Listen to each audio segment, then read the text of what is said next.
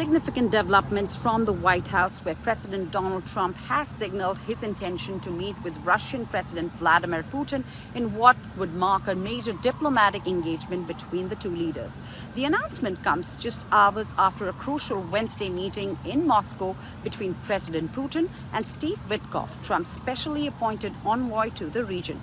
The timing of this diplomatic outreach appears carefully orchestrated, with Witkoff's Moscow discussion seemingly laying the groundwork for what could be a pivotal face-to-face encounter between Trump and Putin. While the details of this proposed meeting remain scarce, the very prospect represents a notable shift in US-Russia relations, particularly given the complex geopolitical landscape both nations currently navigate.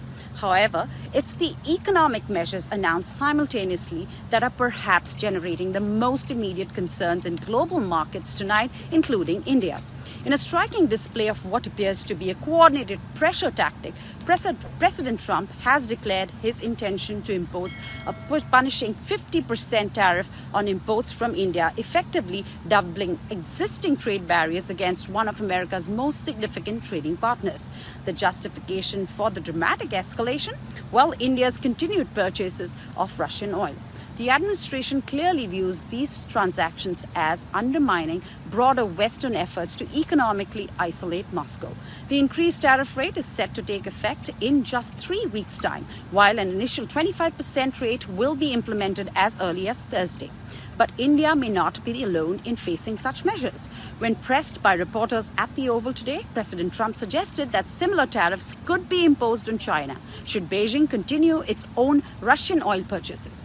Yet, even as Trump announced these punitive measures, he was simultaneously celebrating a major economic victory, standing alongside Apple CEO Tim Cook in the Oval Office today.